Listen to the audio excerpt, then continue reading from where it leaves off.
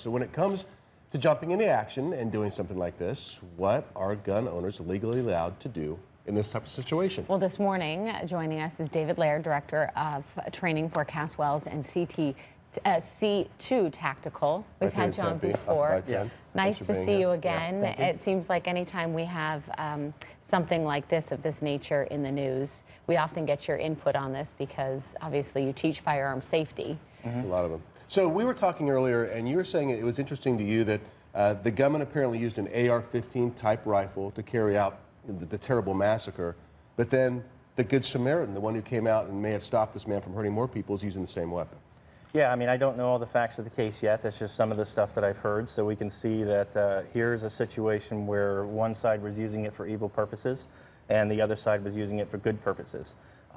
He may not have been as effective had he had something that was less. If he didn't have as much ammunition or wasn't able to deliver the same amount of firepower as the bad guy. Right. Which would be true in either case, though, correct? Correct. Right.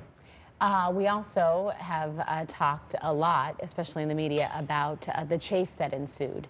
And they went after him because they were afraid of him perhaps doing more harm to somebody else if he got away. What do you say about that, especially if something like that were to happen? I mean, every law is different in different states. Right. So here in Arizona, under Title 13, that's the criminal code, justification and use of force is covered under Chapter 4. So 404 deals with self-defense, 405 deals with deadly physical force, and 406 deals with third-party defense. So in this situation, these two guys were coming to third-party defense. Which is okay. Which is okay. Under Arizona law. Correct, when it was immediately necessary, and that's really important. So law enforcement's going to look at the totality circumstances, you know, all the events that were going on. Here in the greater city, when we talk about giving chase, usually law enforcement, myself included, we're going to tell you do not give chase because the threat is no longer immediate. It's now left the area. Nobody's at grave bodily risk for injury or death at that point. And so when you give chase, there's a good chance that it may cause more injury because he could get into a car accident and cause more injury somewhere else. Right. Now, in this particular circumstance, they're out in the rural community where law enforcement may be much farther away. And so these individuals probably know and understand that. And so we could say that the reasonable person, and that's another definition that they like to use a lot, it's a reasonable person.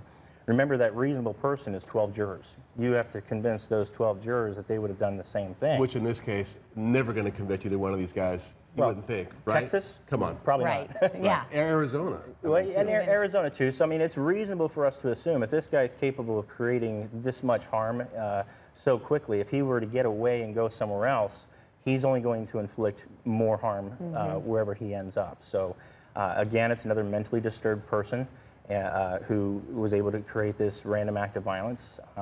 And there's a lot more news coming out. We don't understand the backgrounds and all that sort of stuff. So we're just going to have to wait and see. And again, we're going to look at all those individual things. But these things happen on the fly. And so it's real important that you understand the Chapter 4, justification and use of force, and when and where you can use physical or deadly physical force immediately necessary to prevent grave bodily harm or death. And then you have to know your abilities with your firearm or whatever tool you're going to use. And when the threat stops, you have to stop.